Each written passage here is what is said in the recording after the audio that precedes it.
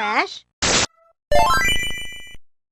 The original PlayStation belonged to a very different era for gaming compared to what we're used to now. It was the pre-Horse Armor DLC and Orange Justice days after all. In today's world, accessibility features and the expectation of actually being able to finish a game are a luxury that wasn't so normal in the 90s. Back then, most PS1 games didn't take long to complete time-wise, but the sheer difficulty present in a lot of them turned a 4-hour title into a 40-hour practice run. We're pretty sure the original Metal Gear Solid was about 3 times as long for most people just because of that torture scene. The difficulty of PS1 games could be tied to budget and pretty short development times, with some studios perhaps not able to afford playtesters or even have the time to hire them. But most notably, it was also during a time when hardcore arcade games designed to chew through your wallet in exchange for a few minutes of gameplay were the norm, and those were then ported to ruin some poor kid's Christmas day. It's no secret now that 90s kids grew up with some incredibly harsh games that these days are made easier with tutorials, but if you're feeling retro when it comes to your self-inflicted pain, then these are the 10 hardest PS1 games you should check out. You know what isn't hard? Slapping like and subscribe. Every time you hit like, a vulture gets its wings. Comment 29k gang down below and you could also be in with a chance of winning a free Steam key. Number 10, Driver. This game could win an award for the most brutal tutorial ever made. From the moment you get into the driver's seat, you're forced to tick off a large list of complex stunts without any insight in how to do so. Imagine if you turned up for your first ever driving lesson and your instructor was Dick Dastardly and you have the right idea the kind of challenge we're talking about here, and also he was coked out of his mind, at least more than usual. Of course, there's also a harsh time limit to perform all these manoeuvres and the confined space of a car park to do everything in as well. Many gamers have voiced their struggles with Driver's opening tutorial, so all the more horsepower to you if you've managed to speed through this level. The only reason Driver isn't higher on this list is because the difficulty lowers significantly after the opening mission, though there are excessive difficulty spikes later on that bring the game's challenge back to its frustrating opening level. It's the equivalent of going to your first driving lesson and being asked to perform a slalom, reverse 180 and brake test as soon as your fingers touch the wheel, while Dick Dastardly keeps asking if you want to take a bump like the weird sesh goblin at a house party. Good luck. Number 9, Skullmonkeys. Skullmonkeys is a platformer that utilises a unique and rather smooth for its time claymation style. While the hazards and enemy numbers build up at a consistent pace, Skullmonkeys' levels can quickly become overwhelming as the challenge stacks against you in harsh enemy placements and savage boss fights that aren't for the faint of heart. Skullmonkeys also has a bizarre save system, or lack thereof, as you can't actually save the game. Instead, you'll be prompted to enter a password given at the end of each world to return to the level you were last at. If you forget the password, then all progress will be lost and you'll be left to restart. It's not pretty, especially if you have managed to fight your way towards the end without a scratch on your controller. However, due to technical issues, the game tends to dish out passwords that just don't work, so you're always at risk of losing your save every time you turn the game off.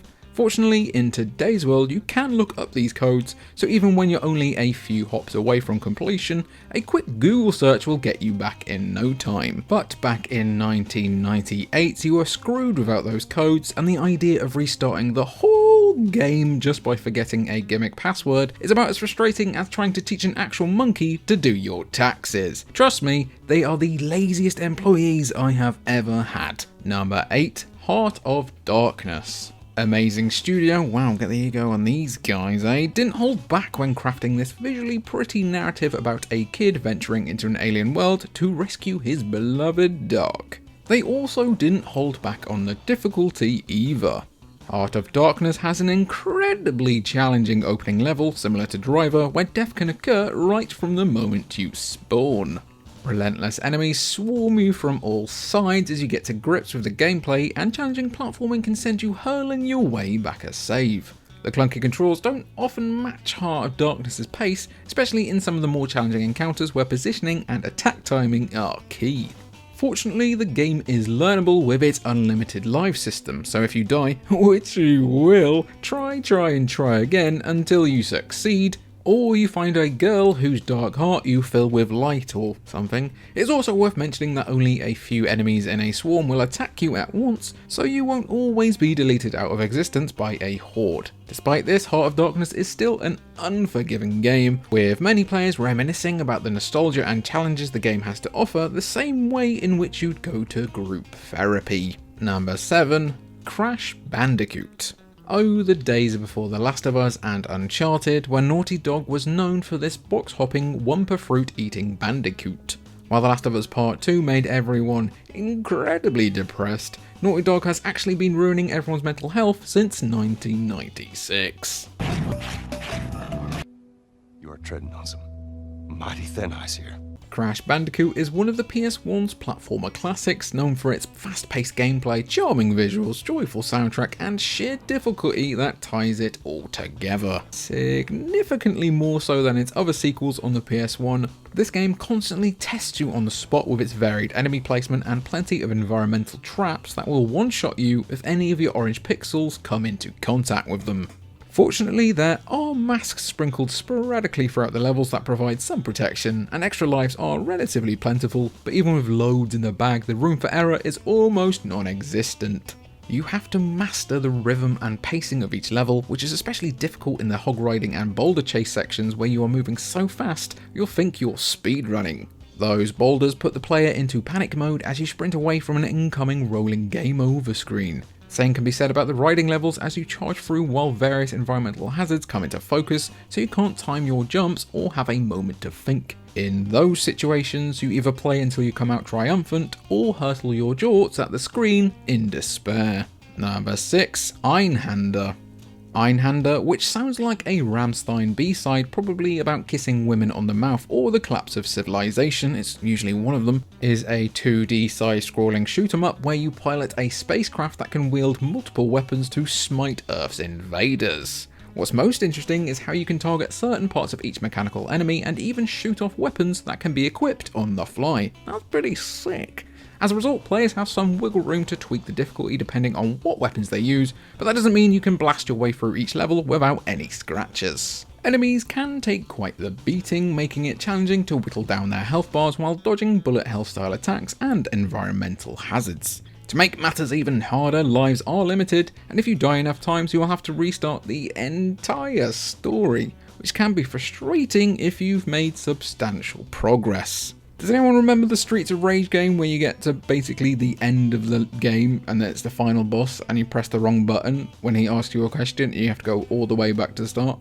Comment down below if you suffered that pain as well. The difficulty shines more thoroughly in the numerous boss fights you'll encounter, usually resulting in a massive mech whose attacks not only spray the whole arena, but also constantly change as the fight progresses. For example, Gustav, one of the bosses of Einhander, uses multiple ranged and close range attacks while the room itself rotates during the fight. Fortunately, like a modern Soulsborne, their attack patterns are learnable, but it may take a few cruel deaths before you get their fighting style down. Number 5. Alundra. Unlike a lot of games on this list, Alundra's difficulty doesn't stem from electrifying combat or intense on-the-spot platforming, but instead comes in the form of puzzle solving. This action-adventure game is about patience, as you'll be stuck in the same room for hours trying to figure out what to do. Remember, this was released before you could Google something and get 16 different Reddit threads with the answer and 6 different people calling you an idiot. Back at release, either you traded your pod collection for a walkthrough from someone on the playground, or you underwent an entire brain transfusion. And I ain't giving up, my precious pogs.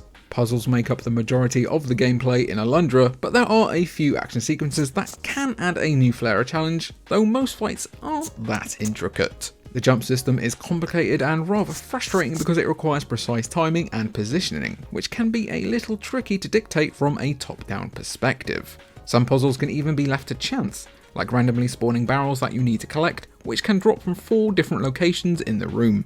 Most annoyingly of all, if you fail the puzzle, you'll be forced to leave the room to re-trigger it and try again. It's little wonder that many players completely gave up on Alundra. This all gets repetitive after a while, especially if you're praying for the RNG gods to be in your favour.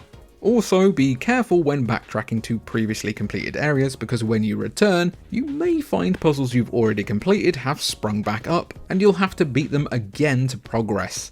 This adds a little extra layer of frustration to an otherwise enjoyable game that we would still recommend that you check out. Number 4. Kingsfield. Ah yes, the Dark Souls of Dark Souls. It wouldn't be a hardest games list without a From Software game appearing somewhere, and their debut title holds a huge influence over their later games such as Dark Souls and Elden Ring. Kingsfield is an action RPG set inside a dungeon full of plenty of ways to die, and also get terribly, terribly lost.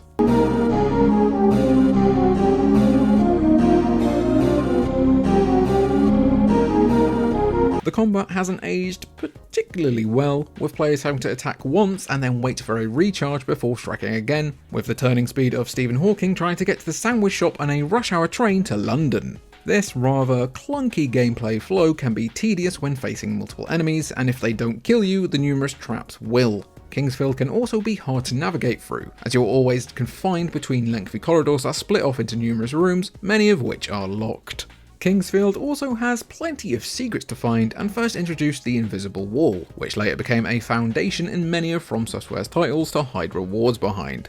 But unlike the other Souls games where the environment hints there might be a secret to find, Kingsfield has players mash the X button on every wall to detect the one that holds a reward. It quickly deteriorates into a tedious grind for those looking to 100% the game, making Kingsfield one of the hardest PS1 games ever, giving even the most die-hard Souls fans a bit of a challenge. Not even those mind-boggling effects can make most players put up with this now. Number 3. Fear Effect 2 Retro Helix. Fear Effect 2 Retro Helix is an action-adventure game that strikes a resemblance to the original Resident Evil games, except for with a more cel-shaded futuristic edge. It was known for its incredible difficulty, intricate story, impressive visuals, and, let's be real, its saucy content. Just showing off a bit of a woman's bra strap went a long way before broadband became the standard. There are plenty of instant death scenarios in Fear Effect that can sometimes take you by surprise, forcing you to restart until you get it right. To make matters more difficult, numerous inconvenient save points can make you lose around 30 minutes of progress, which is frustrating if you're stuck on certain enemy encounters. There are even a few head-scratching puzzles sprinkled into the mix that'll keep you guessing often, with obscure solutions that don't make a lot of sense, including one where a tip is given to you on a wall, but it's in Mandarin. The difficulty jump in the last chapter is also absurd, as the fear gauge refills grow scarce and puzzles are more frequent and complex. Not to mention the save points become almost non-existent, so losing progress after multiple puzzle completions can feel incredibly cheap. It's especially worse if you're stuck on a puzzle but have to make 30 minutes of progress all over again to reach it each time you die. But hey, at least you might maybe see the shadow of a woman's boobie if you keep going. Number 2. Tomb Raider 3. Tomb Raider 3 is notoriously regarded by fans as a devastatingly brutal entry to the 3D action-adventure series. Of course, Tomb Raider 3 has a ridiculously punishing beginning, like a lot of games on this list, that has players mashing buttons to figure out what to do in the heat of deadly combat encounters or brain-battering puzzles. Not to mention, the game has no shortage of pitch black areas, leaving you to explore with only a tiny aura of light to spot instant death traps and enemies. Pair that with the bullshit save crystal system, a collectible that is sparsely scattered throughout the 23 levels that limit how many times you can save. This mechanic is punishing at best, as the challenging firefights, complex puzzle solving and tomb delving you'll be doing can meet you with a very swift end. This will send you screaming back to your last save, only to do it all over again. This, and the controls that feel like trying to control a JCB with your pinky toe, makes Tomb Raider 3 one of the hottest PS1 games ever made.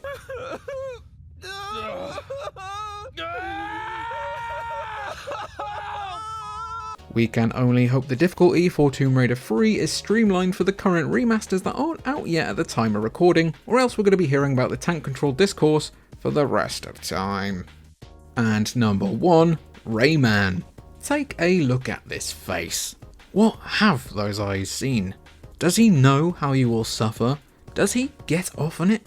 Can he get off in it without any elbow? If you thought the original Crash Bandicoot was hard with its precise movement and timing, then Rayman takes things to another level of unpredictable absurdity.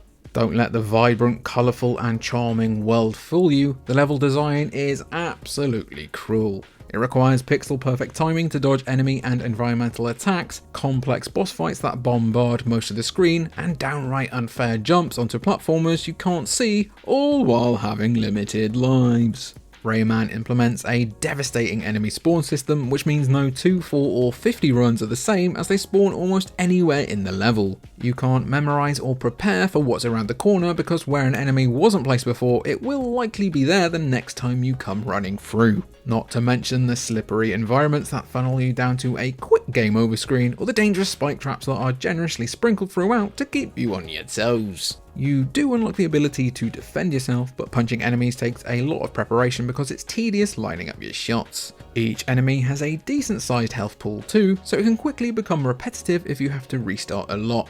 Rayman's difficulty could actually be unintentional, as the game allegedly wasn't playtested, which would explain the sheer brutality the majority of players have experienced over the years. All of this combined, and for absolutely ruining some children's perceptions of the French, is what makes Rayman the hardest PS1 game ever released, but apparently the hardest challenge of all is Ubisoft releasing a new Rayman game.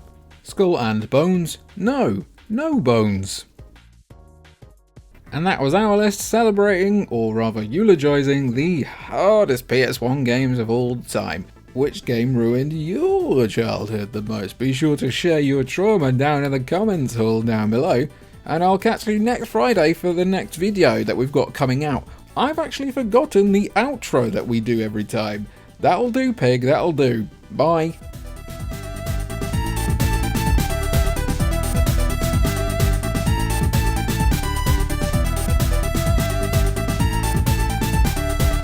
However, due to technical issues... Oh, you bastard!